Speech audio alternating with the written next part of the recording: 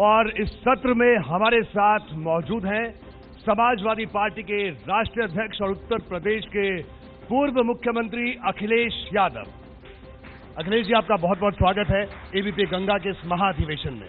मैं आपका धन्यवाद देता हूं कि इस महाअधिवेशन में मुझे मौका दिया अपनी बात रखने के लिए। जी शुक्रिया। तो हम सवालों के सिलसिले की शुरुआत करते हैं और सबसे पहला सवाल ये, अब आप कह रहे हैं 22 में बाइसाइकिल, तो ये समाजवादी पार्टी का नया अवतार है क्या? किस तरह से इसे देखा जाए? ये इस तरह देखा जाए क्योंकि जिस समय हम और आप बातचीत कर रहे हैं, उत्तर प्रदेश सरकार का 5वां बजट आ चुका है और आज उत्तर प्रदेश की जनता ये कह सकती है और बहुत सारे जागरूक लोग ये कह सकते हैं कि ये 5 साल जो सरकार चलेगी जिसके पास कोई विजन नहीं था, कोई ब्लूप्रिंट तैयार नहीं किया था और अपना जो संकल्प पत्र इनका था, जो घोषणा पत्र इनका अपना था, उस पर पलट करके नहीं देखा। तो अगर ये जनता के बीच में जाएंगे तो अगर जनता इनसे सवाल पूछेगी भारतीय जनता पार्टी से कि आपका अपना घोषणा पत्र जो है वो क्यों नहीं लागू हुआ, और अभी तक उत्तर प्रदेश में जो काम भारतीय जनता पार्टी ने किए हैं वो दूसरी सरकार के काम आगे बढ़ा रहे हैं, दूसरी सरकार के प्रोजेक्टों को आगे बढ़ा रहे हैं। अभी तक 4 साल पूरे होने के बाद और 5वें बजट में कोई नई क्रिएटिविटी नहीं दिखाई दे रही है, कोई नया कार्यक्रम नहीं लागू करके दिखा पा रहे हैं। जिन बातों पे आप कह रहे हैं कि एक्सप्रेसवे बनाए रहे हैं, ये आखिरकार एक्सप्रेसवे किसके हैं, किस सरकार में शुरू हुए थे, किस सरकार ने बनाए हैं? दूसरी बात ये कहते हैं, मैंने क्योंकि आपके आने से पहले मुझे मौका मिल गया, 2 मंत्री जिसमें एक सिंचाई मंत्री, दूसरे बिजली के मंत्री और तीसरे मुख्यमंत्री जी का मुझे सुनने का मौका मिला। मैं ये जानना चाहता हूं कि उत्तर प्रदेश की सबसे जरूरी चीज थी, अगर किसी प्रदेश को विकास के रास्ते पे ले जाना है तो वहां की बिजली व्यवस्था क्या है जी, बिजली में और खासकर जनरेशन में क्या काम हुआ है। मैं सुनना चाहता था कि कम से कम सरकार के लोग ये कहें कि उत्तर प्रदेश में उन्होंने बिजली में ये सुधार लाया है और अपने 4 साल में इतने मेगावाट बिजली का उत्पादन बढ़ाया है। ये ऐसी सरकार है जिसने कोई भी जनरेशन में खासकर थर्मल प्लांट कोई नया नहीं लगाया, कोई ट्रांसमिशन में बड़ा फैसला नहीं लिया जी, कोई डिस्ट्रीब्यूशन में बड़ा फैसला नहीं लिया, और अगर कोई बड़ा फैसला लिया है तो पिछले 4 साल में लगातार बिजली को महंगा किया है। और अगर ये कहती है सरकार कि जो बिजली बनी है और बिजली बनने का जो काम हुआ है इतना है कि आने वाले समय में उत्तर प्रदेश को 24 घंटे बिजली दी जा सकती है, तो मैं ये कह सकता हूं समाजवादी पार्टी की सरकार में जितना उत्पादन बढ़ा है उतना पिछले आजादी के बाद से उत्पादन उत्तर प्रदेश में नहीं बढ़ा। और मुझे दुख होता है इस बात का कि सरकार और खासकर हमारे मुख्यमंत्री जी एक बार भी थर्मल प्लांट का नाम नहीं लेते हैं। उन्हें कम से कम ये बताना चाहिए कि उत्तर प्रदेश में थर्मल प्लांट 660 सुपर क्रिटिकल कितने प्लांट लग रहे हैं, क्या उन्होंने उसकी समीक्षा की? तो जो जनरेशन में काम नहीं हुआ, इसी तरह सिंचाई विभाग में कहते 1 साल के अंदर सब सिंचाई की योजनाएं पूरी कर दी। जो पिछले 5 साल में काम हुआ वो आते आते खत्म हुआ है। मैं ये जानना चाहता हूं कि भारतीय जनता पार्टी की सरकार में खासकर उत्तर प्रदेश के वो हिस्से में जिसमें सबसे ज्यादा पानी की जरूरत है जी, उसमें क्यों पानी का इंतजाम नहीं हुआ? जो पुरानी योजनाएं थी वो डिले क्यों हुई? इन्हें सिंचाई मंत्री क्यों बदलना पड़ा? इनको सिंचाई मंत्री बदलने पड़े क्योंकि काम तेजी से चल रहा था पुरानी सरकार में, इस सरकार ने काम को रोका है। और फिर मैं ये जानना चाहूंगा, सरकार ये बताना नहीं चाहती है कि जो सस्टेनेबल गोल्स थे, विधानसभा में विधायकों को जगा के रखा, पूरा स्टाफ जग कर रखा है, 36 घंटे लगातार विधानसभा चलाई।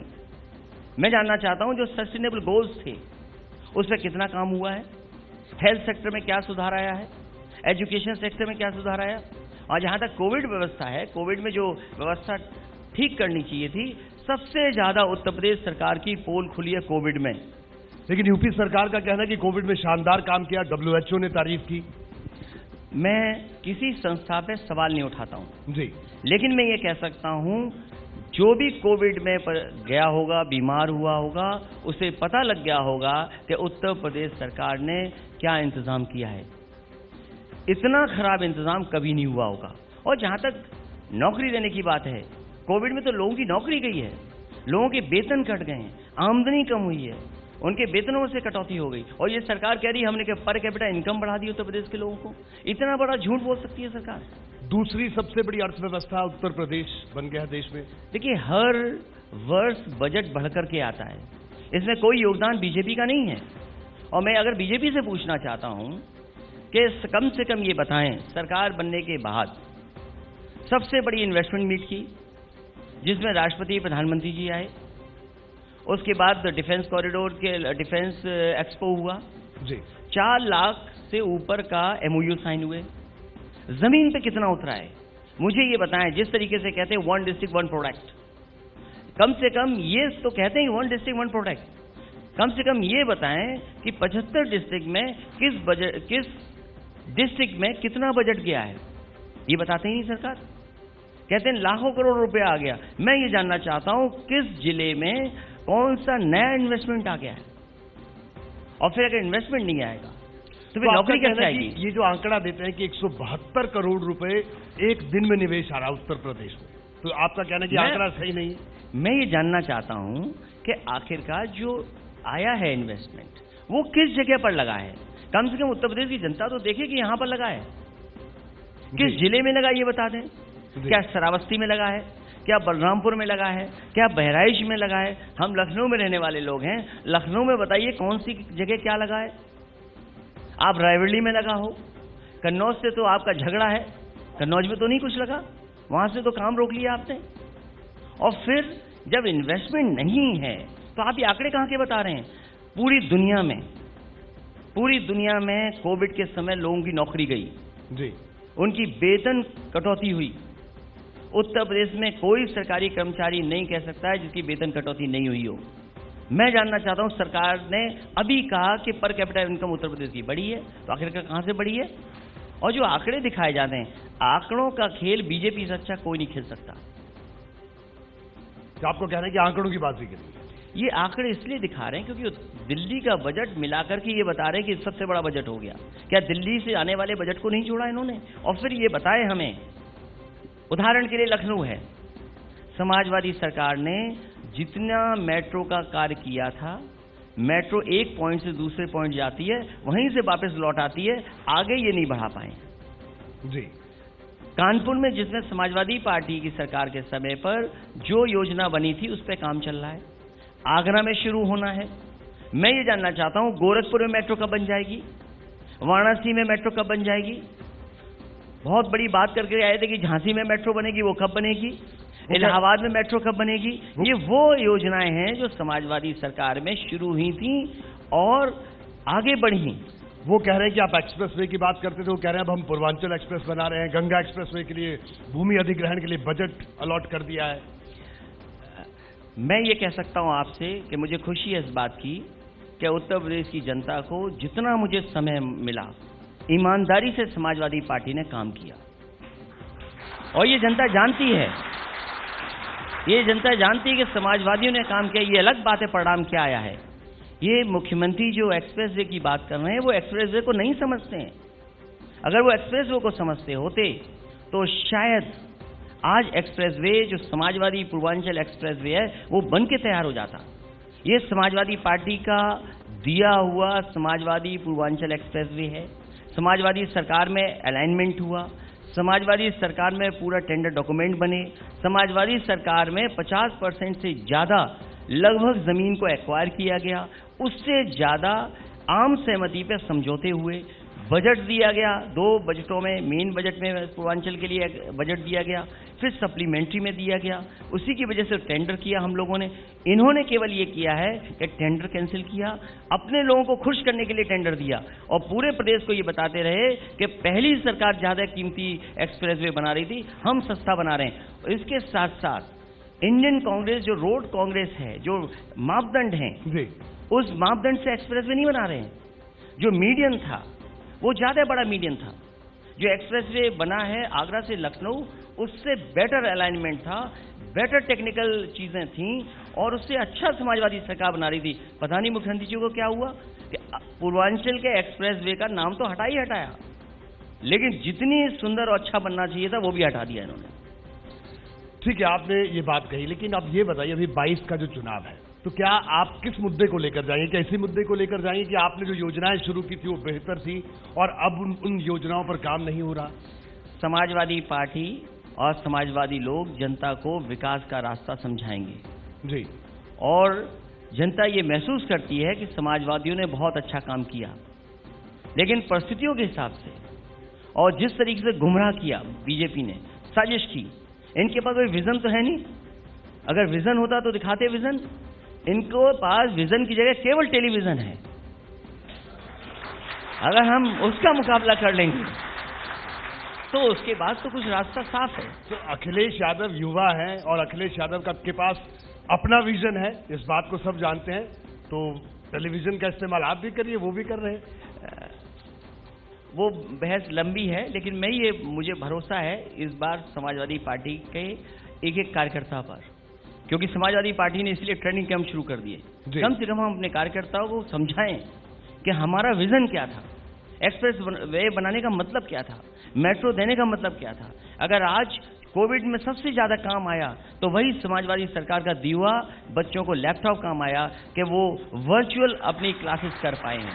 और इस सरकार से जानना चाहते हैं कि इस सरकार ने कहा कि हम इतना तो डेटा फ्री देंगे, लैपटॉप देंगे, क्योंकि हमारे मुख्यमंत्री जी ने लैपटॉप ही नहीं दिया, वो लैपटॉप चलाना नहीं जानते, इसलिए लैपटॉप दिया नहीं बच्चों को उन्होंने। अब विधायकों को दिया है, आईपैड दे रहे हैं विधायकों। सारे विधायकों को आईपैड दे दिया। अब तो खुद भी आईपैड चलाते हुए दिखते हैं। विधायकों को आईपैड देना तो देखिए अच्छी शुरुआत है, जो टेक्नोलॉजी से जुड़ना। जो आजकल पॉलिटिक्स से थोड़ी ऑप्टिक्स की भी है। आपने तो तस्वीर देखी है आईपैड के साथ, चलाते हुए थोड़ी देखा उनको। ये सब ऑप्टिक्स का खेल है जी। और विधायक तब चलाना सीख रहे हैं जब उन्हें 2-2 दिन की ट्रेनिंग मिली है, और 2 दिन की ट्रेनिंग के बाद ही मुझे नहीं लगता वो चला पाएंगे। लेकिन इसका मैं उनसे ये नहीं कहता हूं कि विधायकों को नई ट्रेनिंग मिलनी चाहिए। मैं ये चाहता हूं कि जब नई पीढ़ी है, नए लोग हैं, जो नई जनरेशन है, जो फ्यूचर है, कम से कम हम उसको इक्विप्ड करें। और सरकार की जिम्मेदारी है कि जहां तरह तरह की भेदभाव हैं, तरह तरह की खाइयां पैदा हैं, तो कम से कम समाजवादियों ने डिजिटल डिवाइड खत्म किया। आज कोई गांव ऐसा नहीं होगा जिसमें समाजवादी पार्टी का लैपटॉप ना पहुंचा उत्तर प्रदेश में। और फिर यही नहीं, मुख्यमंत्री जी कहते हैं हमने टेक्नोलॉजी का इस्तेमाल किया। अरे आप टेक्नोलॉजी का इस्तेमाल करेंगे, टेक्नोलॉजी को खत्म कर रहे हैं आप बताइए 100 को क्या किया आपने? डायल 100 को डायल 112 कर दिया। ये कौन सी टेक्नोलॉजी है आपकी? ये नाम बदलने वाली जो टेक्नोलॉजी है आपकी, 100 से 112 कर दिया आपने। क्या नया कर दिया आपने उसमें? जो एम्बुलेंस है आपकी जी, उसकी पूरी टेक्नोलॉजी खराब कर दी। डीजल नहीं, पेट्रोल नहीं उसके अंदर। यहां पर ये 1090 सबसे बेहतरीन व्यवस्था बनी थी महिला सुरक्षा के लिए। इसी तरह आशा ज्योति केंद्र बने थे, जहां पे अगर कोई बेटी ट्रॉमा में आ जाए, कोई उसके साथ घटना घट जाए, तो आखिरकार उसको कहां कोई समझाएगा। तो आशा ज्योति केंद्र बने थे, उन आशा ज्योति केंद्र को बंद कर दिया इन्होंने। 1090 में शंख बजवा रहे, ये है इनकी टेक्नोलॉजी। कहा कि ये जो बंदर हैं, आप बजाय हनुमान चालीसा पढ़िए, आपके बंदर भाग जाएंगे। और अभी खुद मुख्यमंत्री जी गए तो प्रशासन को लंगूर मंगाने पड़े। तो मैं जानना चाहता हूं टेक्नोलॉजी कहां है? ठीक है, तो ये आपने बड़े अलहदा तरीके से आपने निशाना साधा। लेकिन एक और बड़ा अहम सवाल ये है, आपने कहा 22 में बाइसिकल, ठीक है, आप कह रहे हैं, तो क्या ये माना जाए कि अब समाजवादी पार्टी इस बार का चुनाव अकेले लड़ेगी? हालांकि आपने कहा कि छोटे दलों से गठबंधन का रास्ता खुला, यानी ये माना जाए अकेले लड़ेंगे? समाजवादी पार्टी अकेले चुनाव लड़ने जा रही है, साथ साथ जितने भी छोटे दल हैं उनके साथ जोड़ करके आगे बढ़ेगी। तो इस बार कोई प्रयोग होगा? क्योंकि आपने बड़े बड़े प्रयोग किए, कांग्रेस के साथ गठबंधन किया, बीएसपी के साथ गठबंधन किया, ठीक है, राजनीति में प्रयोग होते हैं, गठबंधन होते हैं, मैं इससे इनकार नहीं करता। लेकिन ये माने कि इस बार अखिलेश यादव कोई नया प्रयोग नहीं करेंगे या कर सकते हैं? इन एक्सपेरिमेंट से मुझे अनुभव मिला है, और अनुभव ये है कि बड़े दलों से कोई समझौता नहीं करना है जी, बड़े दलों से कोई समझौता नहीं करना है।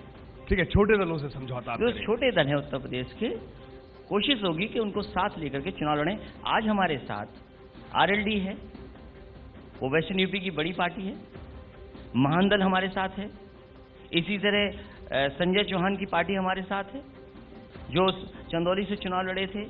जी। बीजेपी ने अगर बेईमानी न की होती और उसमें इंक न लगाई होती, लोगों को पैसा न दिया होता, तो शायद वो संजय चौहान आज लोकसभा में होते। नहीं, आप सब लोगों को कह रहे हैं कि ये हमारे साथ है, ये हमारे साथ है। कुछ लोग हैं वो कह रहे हैं कि हमें तो आपके साथ आना है, आप उनको लेने को तैयार नहीं है। जो लोग, क्योंकि चुनाव में अभी समय है, अभी चुनाव में समय है, पंचायत चुनाव होने जा रहा है।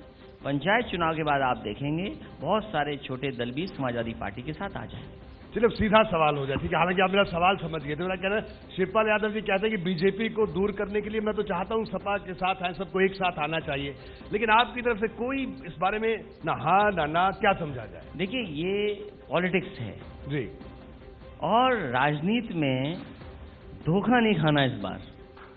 जी, धोखा मिला है। लेकिन अगर कहीं साथ किसी को ले सकते हैं तो कहीं भी पीछे समाजवादी पार्टी नहीं हटेगी, साथ लेगी सभी छोटे दलों को। ठीक है, छोटे दलों को तो साथ लेंगे। मेरा सीधा उनका भी तो दल है। हाँ, तो उनको दल नहीं मानेंगे हम क्या? जी। तो अगर उनका दल है तो उनको साथ लेंगे। चलिए, ये आपने बड़ी बात कही। अब एक और मैंने ये सवाल कुछ देर पहले भी मुख्यमंत्री जी आए थे, उनसे भी पूछा था। मैंने कहा, एक नई बहस, आंदोलन जीवी और चंदा जीवी की एक नई बहस आपने छेड़ दी, तो ये कहां तक जाएगी? ये चुनावों तक चलेगी बहस? क्या? देखिए, दुख इस बात का है कि भारतीय जनता पार्टी लोकतंत्र को खत्म करना चाहती है, और अगर कोई सवाल पूछता है उसके ऊपर झूठ के मुकदमे लगाते हैं। किसान इतने दिनों से आंदोलन कर रहे हैं। जिस तरीके से तीनों बिल पास किए गए हैं लोकसभा में, क्योंकि बहुमत था तो स्वाभाविक है उनके पास होने थे बिल, लेकिन राज्यसभा में भारतीय जनता पार्टी का बहुमत नहीं था। पूरे देश ने, दुनिया ने देखा कि किस तरीके से तीनों कानून राज्यसभा से पास किए गए, और तब से लेकर के जब से ऑर्डिनेंस बना और बिल पास हुए, तब से किसान आंदोलन कर रहे हैं। मैं भारतीय जनता पार्टी से केवल ये जानना चाहता हूं कि जो किसानों के हित के लिए आप बिल बना रहे हैं और किसान उसके पक्ष में नहीं है, तो आखिरकार बिल क्यों आप पास कर रहे हैं? आप तीनों बिल को वापस लीजिए जो कानून बन गए हैं। और दूसरा, 2022 तक कहा था कि हम आय दोगुनी कर देंगे किसान की। जी। किसान एमएसपी मांगना चाहते हैं, और हम समाजवादी लोग कहते हैं कि किसानों को वो एमएसपी दी जाए जिसमें उन्हें आय दोगुनी मिल जाए। अभी मुख्यमंत्री जी कह के गए धान की एमएसपी दे दी। मुझे ये बताएं मुख्यमंत्री जी, गोरखपुर में कितने किसानों को एमएसपी दिलवाई है? आपका गृह जनपद है, देवरिया है बगल में जिला, कुशीनगर है बगल में, बस्ती है, संत कबीरनगर है, अयोध्या है, अंबेडकर नगर है, आजमगढ़ है, बनारस है, चंदौली है, ऊपर चले जाए, कहीं जाएं आप, कहां पर किसानों को धान की एमएसपी सरकार ने दिलाई है? कितने धान केंद्र बनाए थे इन्होंने? कितना धान खरीदा है? दूसरा, बहुत बता रहे हैं मक्के के लिए। मैं जानना चाहता हूं मक्का कितने रुपए में खरीद गई है? मुख्यमंत्री जी कह रहे कि बाजार में कीमत ज्यादा थी, इसलिए मक्का खरीदी नहीं सरकार ने। हम उनसे जानना चाहते हैं कि कहां पर मक्का खरीदी गई है किसानों की, बताएं हमें। और आलू आ गया, जो आलू की जो बर्बादी है उसकी तैयारी है सरकार के पास कि नहीं है? और वहीं इतना महंगा किया है डीजल पेट्रोल। क्या ये डीजल पेट्रोल महंगा करना चाहिए था इस समय? जब किसान को खेती करनी है, किसान को मदद करनी चाहिए, तो डीजल पेट्रोल आप महंगा कर रहे हैं, और आखिरकार लगातार कर रहे हैं। समाजवादी पार्टी ये जानना चाहती है, जो मुनाफा हो रहा है आपको डीजल पेट्रोल से, आखिरकार उस मुनाफे से आप किसकी मदद कर रहे हैं? और फिर ये 3 कानून जो आ जाएंगे, आपने उदाहरण पता नहीं कहां का दे दिया, काली गाजर का उदाहरण दे दिया। बताइए, लोग धान का एमएसपी मांग रहे हैं, आप काली गाजर की बात कर रहे हो। किसान पंजाब के कह रहे हैं कि एमएसपी लागू हो जाए, आप स्ट्रॉबेरी की बात कर रहे हो। स्ट्रॉबेरी का बाजार क्या है? क्या धान और स्ट्रॉबेरी की तुलना हो जाएगी? पूरा किसान धान पैदा करता है। ठीक है, आपने ये बात तर्कों के आधार पर ये बात कही, लेकिन एक और बड़ी बात यह है कि आपने कहा कि आपको अनुभव हो गया, हमने कांग्रेस की बात की, बीएसपी की बात की, आपका गठबंधन रहा, लेकिन आजकल ये होता है कि आप एक प्रेस कॉन्फ्रेंस करते हैं तो पता चलता है बीएसपी के इतने नेता सपा में शामिल हो गए। या आपने अनुभव ही लिया, या वहां पर आपने उस वक्त उन सब लोगों से बातचीत भी कर ली थी कि 22 की तैयारी रखी? क्या है ये मामला? ये और बहन जी को प्रेस कॉन्फ्रेंस करनी पड़ती है या ट्वीट करना पड़ता है उनको उसके बाद? जो समाजवादी पार्टी में आना चाहेगा, हम सबको साथ लेकर के चलेंगे। साथ जितना बढ़ा लेंगे हम लोग, और जितना लोगों को जोड़ लेंगे, और जितना हर वर्ग के लोगों को जगह दे देंगे पार्टी में, उतनी ही जल्दी आपकी समाजवादी की सरकार बन जाएगी।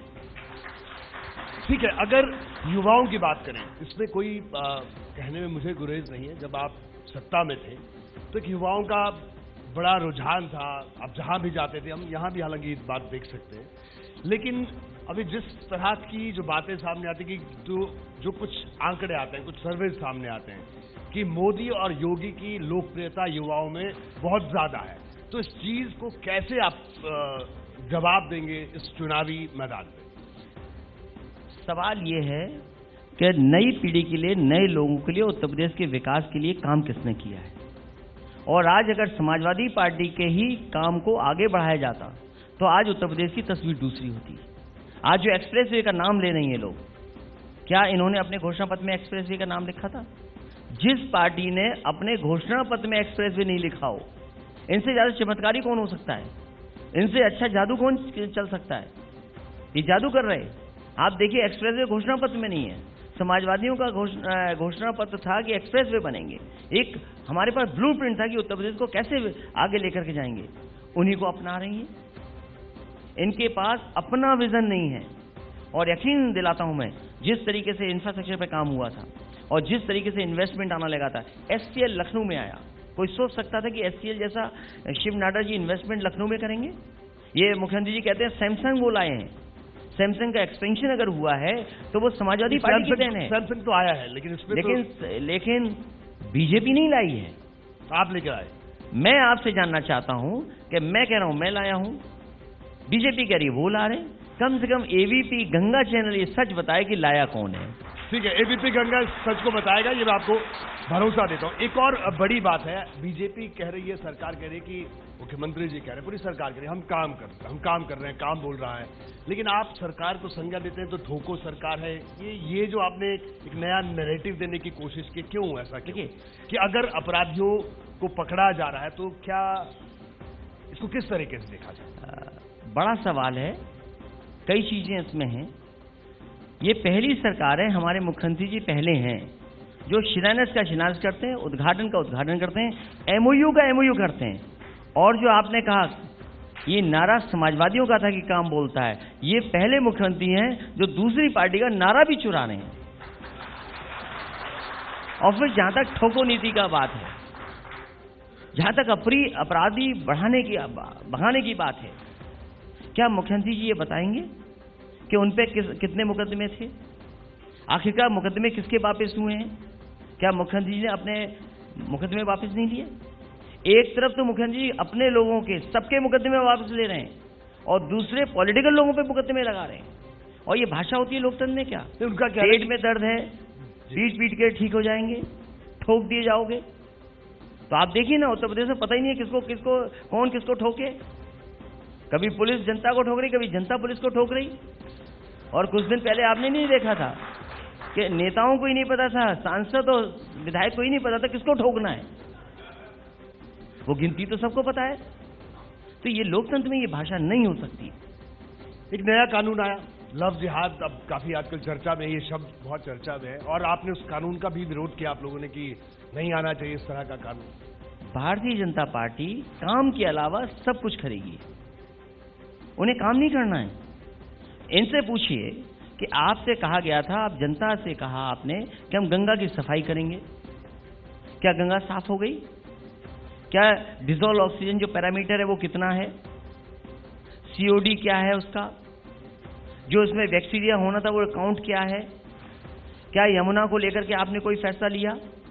आप गए मथुरा में, कहा कि यमुना क्यों इसलिए गंदी क्योंकि दिल्ली से गंदी हो रही है। मैं ये जानना चाहता हूं दिल्ली में सरकार किसकी है? दिल्ली में बड़ी सरकार की, इनकी बीजेपी की है। अगर आज यमुना साफ नहीं है, आज गंगा साफ नहीं है, अगर उत्तर प्रदेश में नौजवानों को नौकरी नहीं मिल रही है, रोजगार नहीं मिल रहा है, तो जिम्मेदार भारतीय जनता पार्टी है। तो इन सब चीजों से ध्यान हटाने के लिए ऐसे कानून ला रही है।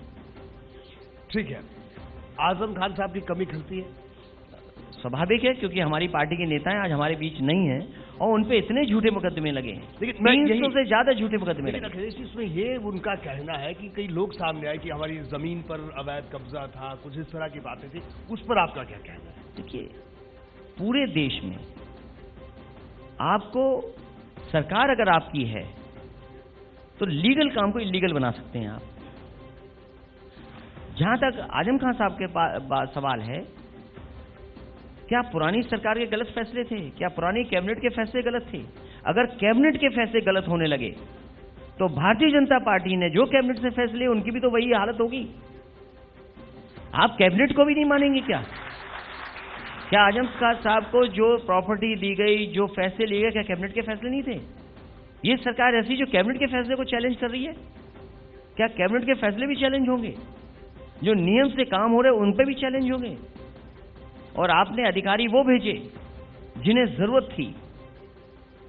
जो अधिकारी वहां गए उन्हें एक्सटेंशन चाहिए था। देखिए, आप आजम खान साहब पे मुकदमे लग गए, उन्हें 2 साल का एक्सटेंशन मिल गया।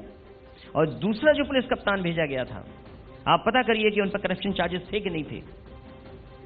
क्या उन पर पैसे लेन देन का चार्ज हमने नहीं लगाया, किसी आम जनता ने नहीं लगाया? एक आईपीएस ने दूसरे आईपीएस से करप्शन चार्जेस लगाए थे। क्या पैसे का लेन देन नहीं हुआ था उसमें ट्रांसफर पोस्टिंग के लिए? और उसे इसलिए भेजा गया था कि आप मुकदमे लगा दो, आपकी जांच खत्म हो जाएगी। क्या ये अधिकारी जो ऐसा कर रहे हैं, क्या न्याय दिला रहे हैं, न्याय कर रहे हैं जनता के लिए? किसी का भी घर तोड़ देंगे? किसका लीगल है, किसका इलीगल है, कौन तय करेगा? ये नहीं, अगर नियमों को ताक पर रखकर कोई कंस्ट्रक्शन होती है और जिस तरह से पूरे यूपी में एक अभियान चल रहा है, मैं आपसे कह रहा हूं, मैं आपसे जानना चाहता हूं जी, पूरा लखनऊ आप जाइए, नक्शा पास करने से पहले ये तय है, एलडीए या जो भी अथॉरिटी होती है वो तय करती है कि ऑफसेट छोड़ना है आपको, घर में आगे छोड़ना है, दाएं बाएं छोड़ना है, पीछे छोड़ना है। मुझे ये बता दो, लखनऊ में कितने लोगों ने ऑफसेट छोड़ा है? बताइए आप, मुझे बताइए आप। और फिर इलीगल की बात करें, न जाने कितना इलीगल कंस्ट्रक्शन हुआ है बीजेपी की सरकार में। पर ऐसे लोग, और बीजेपी का कार्यालय, मैं आपसे कह रहा हूं, बीजेपी का कार्यालय लखनऊ का खुद इलीगल बना हुआ है पूरा। ये आप कह रहे हैं? आप पूछिए, कमरे के अंदर कमरा, कमरे के अंदर कमरा, बिना, आप तो सरकार आ गई इसलिए पास करा रही है नक्शा, वरना पूरा उनका कार्यालय इलीगल था। ठीक है अखिलेश जी, आपकी बात मान दो, लेकिन मुझे अगर बात कहूं कि जब आप सत्ता में थे और जब चुनावों में जाने वाले थे उससे ठीक पहले, मुझे वो भी दौर याद है। अखिलेश यादव उस वक्त मुख्यमंत्री थे और उन्होंने एक स्टैंड लिया कि दागदार छवि के लोग पार्टी में नहीं रहेंगे, और जबरदस्त स्टैंड लिया। उसके बाद क्या कुछ हुआ सब जानते हैं, वो इतिहास है और जो हमेशा याद रखा जाएगा।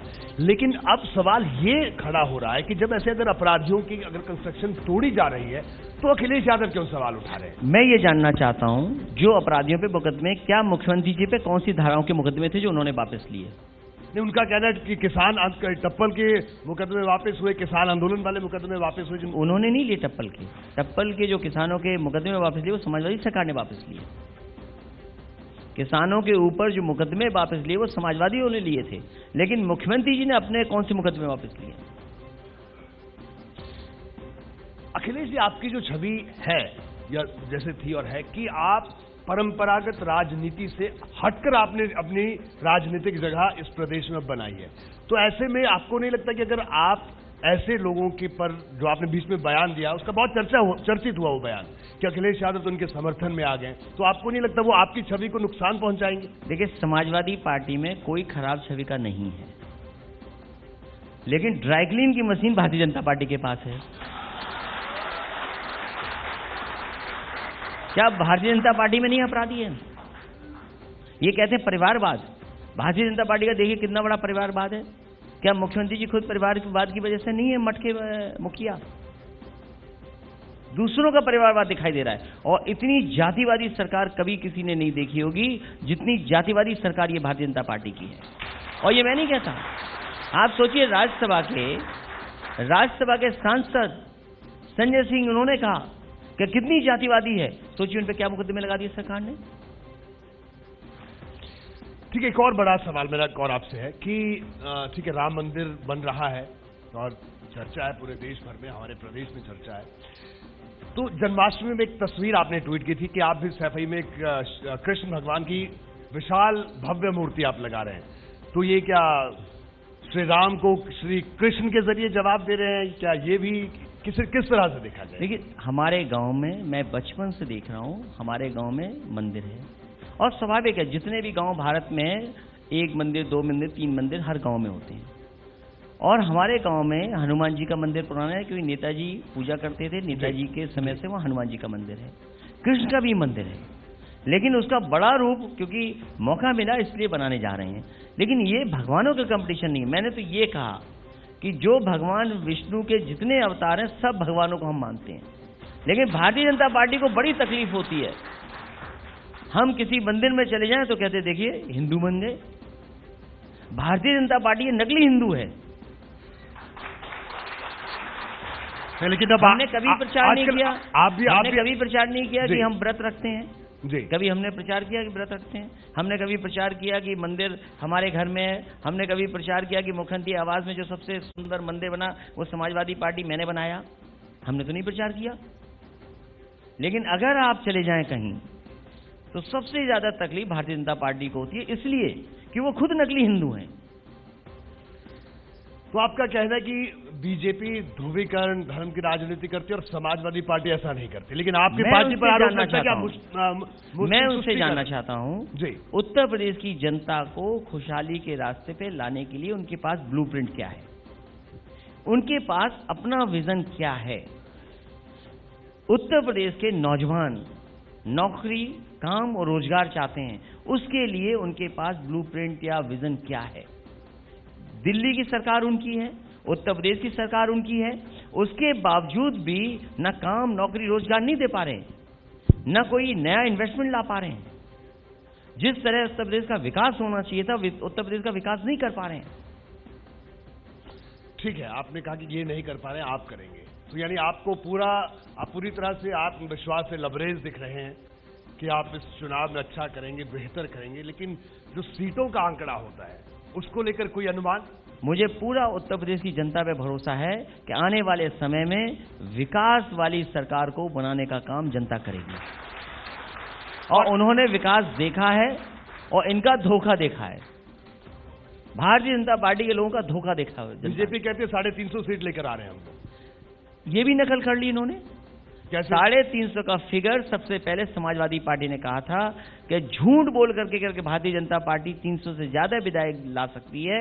तो समाजवादी पार्टी अपना घोषणा पत्र जो काम किया है वो जनता के बीच में रख करके ईमानदारी से सबको जोड़ करके और सब जाति धर्म के लोगों को सम्मान दे करके 350 से ज्यादा सीटें जीत करके आएगी। और अब तो किसान नाराज है। अभी तो किसान के बीच में गए नहीं है बीजेपी के लोग। किसान बैठा है, इतना अपमानित किसान कभी नहीं हुआ होगा। क्या किसान को आप आतंकवादी कह देंगे?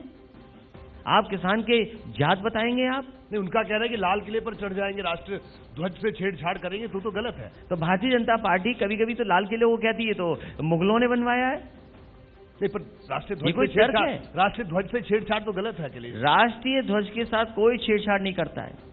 भारतीय जनता पार्टी जानबूझ करके साजिश करती है। तो आपको लगता है कि ये भी एक साजिश का हिस्सा है? बहुत सी साजिश है।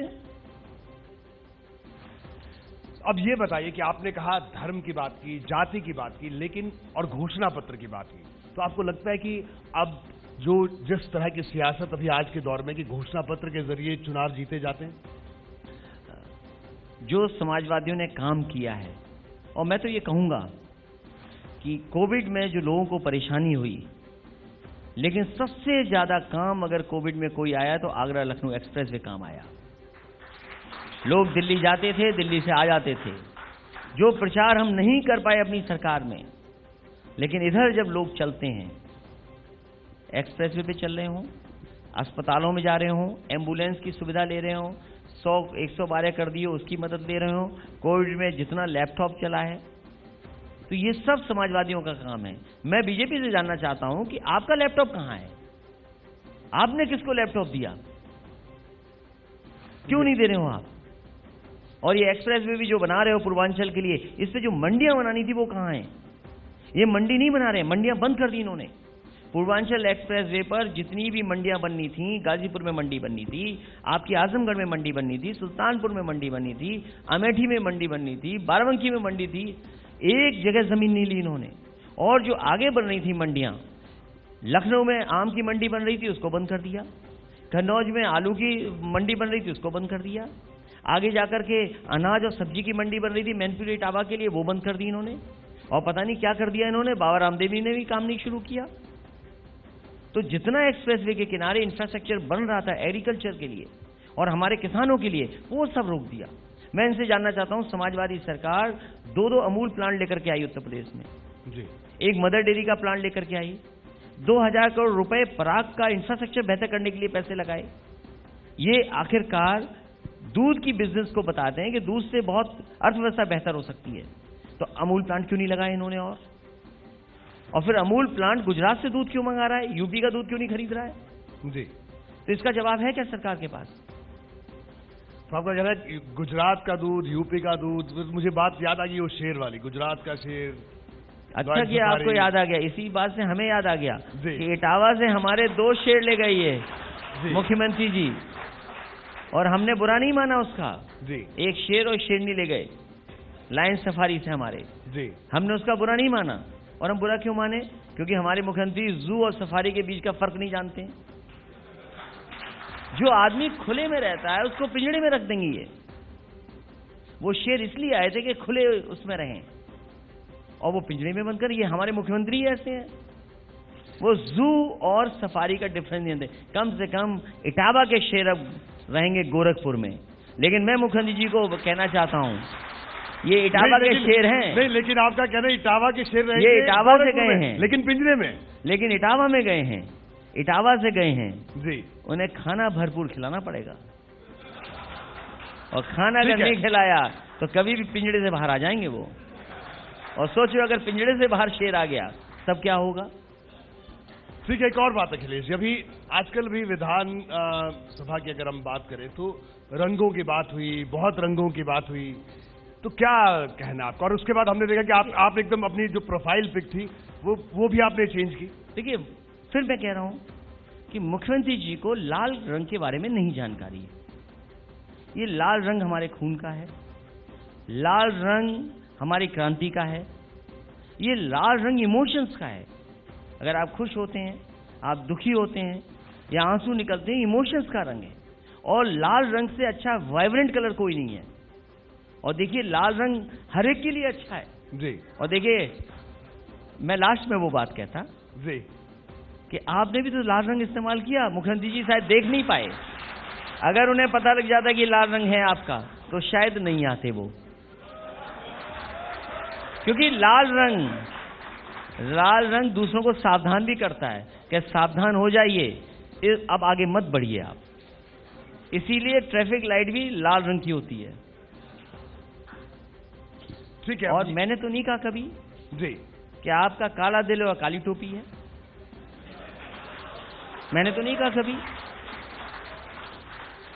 अब आप ये बताइए, ठीक है, ये आपने तमाम बातें कही, लेकिन चुनावी अगर बात करें, हम चुनावों की, एक बार हम बिल्कुल चुनावों के मुहाने पे हमारा प्रदेश खड़ा है, लेकिन कांग्रेस, बीएसपी, ये सब पार्टियां अगर अलग अलग लड़ेंगी तो उसका नुकसान किसको होगा? समाजवादी पार्टी अपने संगठन पर भरोसा रखती है और उत्तर प्रदेश की जनता पर भरोसा है कि एक बार फिर समाजवादियों को मौका देगी कि हम एक बार फिर उनके बीच में काम कर सकें। अखिलेश जी, आखिरकार ऐसी क्या गलती हो गई थी आपकी पिछली बार की बीजेपी 45 से पहुंच गई इस आंकड़े पर, 300 पार कर गई और आपकी सरकार नहीं बनी? क्या आपको अब जब अगर आप आत्मचिंतन, आत्ममंथन करते होंगे, कोई इस समय विधायक इतने दुखी हैं और जैसे ही पंचायत का चुनाव खत्म होगा तो और दुखी हो जाएंगे, क्योंकि वो सूची बन रही है कितनों की टिकट कटनी है। तो अब सोचिए कितने हारेंगे उसमें। ये 45 से नीचे जाएंगे इस बार। लेकिन बीजेपी का कहना है कि हम अभी ग्राम पंचायत यानी ग्राम सभा से विधानसभा की लड़ाई है और उसके लिए उन्होंने तैयारी कर दी। उनका कहना है कि बाकी पार्टियों के पास ऐसी कोई तैयारी नहीं है, बूथ लेवल पर कोई तैयारी नहीं है जितनी उनकी है। वो बार बार ये बात कह रहे हैं संगठन के तौर पर। ये कह सकते हैं, जब तक परिणाम नहीं आएगा तब तक तो कह ही सकते हैं, लेकिन जब 2022 का परिणाम आएगा तब फिर हम और आप मिलेंगे इसी जगह। तो आप इस आंकड़े पर अडिग हैं, अपने आंकड़े पर अडिग हैं। आपने जो आंकड़ा दिया, आपने कहा कि 350 का आंकड़ा हमारा था। ये आंकड़ा सबसे पहले समाजवादी पार्टी ने कहा कि समाजवादी पार्टी हर वर्ग, जाति, धर्म के लोगों को जोड़ करके और जनता के बीच में विकास की योजनाओं को लेकर के जाएगी और 350 से ज्यादा सीट जीत करके आएगी। बिल्कुल आखिर में दो सवाल आपसे। ये जो कोरोना काल रहा, मैं राजनीति से थोड़ा हटकर थोड़ा इतर ये सवाल कर रहा हूँ, ये एक साल कैसा बीता? क्योंकि जनता से उतना कनेक्ट नहीं रह पाया, मजबूरियां थी। तो ये दौर जो रहा, एक साल का दौर रहा, उत्तर प्रदेश के पूर्व मुख्यमंत्री अखिलेश यादव के लिए या व्यक्तिगत तौर पर अखिलेश यादव के लिए, सपा के राष्ट्रीय अध्यक्ष अखिलेश यादव के लिए कैसा रहा? कोविड का समय केवल हमारे लिए नहीं, दुनिया में लोगों के लिए बहुत खराब रहा। उससे खराब दिन नहीं हो सकते। और यूं कहें कि इतने तकलीफ भरे दिन थे कि लोगों को परेशानियों में रहना पड़ा और उन्हें ये नहीं पता था कल क्या होगा और भविष्य क्या बनेगा। और बीमारी भी नहीं थी, क्योंकि डॉक्टर्स का जो अनुभव था उतना नहीं था अनुभव इस बीमारी के लिए, जो होना चाहिए था बाद में हुआ। अब सरकार ने वेंटिलेटर खरीद लिए, मान लीजिए। अभी कई जगह पैकेट ही नहीं खुले, वेंटिलेटर ही बाहर नहीं आए, चलेंगे कब? तो बहुत सारी चीजें नहीं पता थी और सरकार ने जिस तरीके से हैंडल किया, इतना खराब हैंडल किसी दुनिया में नहीं हुआ होगा। आप सोचिए, लेबर कैसे चल के गई पैदल, चलते चलते चली गई पैदल लेबर, हजारों किलोमीटर से लोग चल करके आए। इतनी दुख भरी कहानियां हैं जिनकी हम और आप कल्पना नहीं कर सकते। आप सोचिए, गर्भवती महिला कहां महाराष्ट्र से चली और बेटी पैदा हो गई उसकी आकर के ललितपुर, और 2 घंटे 3 घंटे इंतजार करने के बाद वो मां फिर अपने गांव पहुंच गई और सरकार ने कोई इंतजाम नहीं किया, ना एम्बुलेंस दी, ना गाड़ी दी, ना कोई इंतजाम किया। सोचिए, ये है सरकार। और न जाने कितने मजदूर पैदल चलते रहे। और सरकार के पास तब जब 90,000 बसें सरकार के पास थी, जिस समय सबसे ज्यादा खाने की जरूरत थी, सरकार ने खाना नहीं दी, मदद नहीं की। मैं बधाई देना चाहता हूं उन सब लोगों को, चाहे वो एनजीओ हो, चाहे अपने संसाधनों से जुटा करके मदद की हो, और समाजवादी पार्टी के लोग भी आगे आए। उन्होंने चलते हुए मजदूरों को जहां जैसी मदद कर सकते हैं उन मजदूरों की मदद की, लेकिन सरकार नहीं दिखाई दी उस समय। और 90 लोगों की जान गई उसमें, 90 लोगों की। मैं जानना चाहता हूं सरकार ने क्या मदद की उन 90 मजदूरों की? सरकार कहती है हमारे पे सूची नहीं है। समाजवादी पार्टी ने 90 के 90 परिवारों की 1-1 लाख रुपए से मदद की। एक आखिरी सवाल, हमें राजनीति से जुड़ा हुआ सीधा, एक मर्मरिंग हो रही है पॉलिटिकल एरिना में, यानी जो राजनीतिक गलियारे हैं उसमें, कि सपा के कई लोग बीजेपी की टिकट चाह रहे हैं और बीजेपी में शामिल हो सकते हैं। यानी बीएसपी वाले इधर आ रहे हैं, यहां से लोग इधर चले जा रहे हैं। सर ऐसी, देखिए, भारतीय जनता पार्टी का ये फार्मूला पुराना हो गया है जी। उत्तर प्रदेश में भी यही किया उन्होंने, बंगाल में भी यही कर रहे हैं। अब ये फार्मूला पुराना हो गया है, तो ये पॉलिटिकल पार्टी में आना जाना लगा रहेगा। लेकिन जनता इंतजार कर रही है कि जिन्होंने 5 साल जब हो जाएंगे, 4 साल तो देख लिए इनके, 5 साल का बजट देख लिया, आप बताइए कितनी महंगाई बढ़ गई, मध्यम वर्ग की क्या हालत है, सिलेंडर नहीं खरीद सकते, इतना महंगा हो गया उज्ज्वला वालों के लिए, डीजल पेट्रोल से गाड़ी कैसे चलेगी। और बताइए बैंक में इंटरेस्ट कितना कम हो गया। पहले कहां फिक्स डिपॉजिट में कितना 8% के लगभग पैसा मिलता था, आज 4 और 5% मिल रहा है। ये आखिरकार 4% 5% पैसा कहां चला गया। और जो डीजल पेट्रोल का मुनाफा है वो किसके लिए जा रहा है जी, ये बताएं हमें। और इन्होंने क्या वादा किया था कि उत्तर प्रदेश में 25,000 बैंकों का हम ब्रांचेस खोलेंगे। समाजवादी सरकार में 3,000 ब्रांचेस खुली थी उत्तर प्रदेश में। एटीएम बंद हो रही, ब्रांचेस बंद हो रही, बैंक मर्ज हो रही हैं और बैंकिंग सिस्टम खत्म कर दिया इन्होंने। नोटबंदी का लोगों को याद नहीं, जान चली गई थी। लेकिन फिर भी एक के बाद एक प्रदेश जीत रहे हैं, चुनाव जीत रहे हैं। अगर ऐसी, क्योंकि उनके पास विजन नहीं है, टेलीविजन है। और जनता समझते समझते अब समझ गई है। और देखिए क्या हालत है, किसान जिस तरीके से सड़क पे बैठा है, क्या तकलीफ परेशानी में नहीं है। कब सर्दी थी, सर्दी आके चली गई और गर्मियां शुरू हो गई हैं, वो अभी भी बैठा है अपने इंतजार में कि शायद सरकार सुनेगी। सरकार को आखिरकार किस बात का अहंकार है। अगर कोई कानून गलत है स्वीकार करें और फिर 1 साल 1.5 साल बढ़ाने से क्या लाभ होगा। जो कानून आज गलत है वो 1.5 साल में कैसे ठीक हो जाएगा, या 3 साल बाद कैसे ठीक हो जाएगा। सरकार बाद में कहेगी अभी 1.5 साल नहीं, हम 3 साल बाद कानून लागू करेंगे। और फिर हमारे मुख्यमंत्री जी बताइए गाजर का उदाहरण दे रहे हैं, काली गाजर का उदाहरण दे रहे हैं कि वहां पे कॉन्ट्रैक्ट फार्मिंग बहुत पहले से हो रही है। कम से कम समझें। नहीं, लेकिन कॉन्ट्रैक्ट फार्मिंग हो रही है, पंजाब के कई हिस्सों में हो रही है, इसमें तो कोई नहीं। कॉन्ट्रैक्ट फार्मिंग किसी भी रूप में कहीं हो रही हो, लेकिन क्या गरीब किसान के लिए, मैं आपसे जानना चाहता हूं कि अगर गरीब किसान है, कॉन्ट्रैक्ट फार्मिंग में नहीं है, धान पैदा किया उसने, वो कहां जाएगा, उसको धान की कीमत मिलेगी। अभी गन्ने का ये बकाया था, कहते थे हम 14 दिन में बकाया दे देंगे। एक शब्द नहीं बोला, ना बजट में, ना राज्यपाल के अभिभाषण में, और ना अभी बोला। एक शब्द नहीं बोला गया उसके लिए।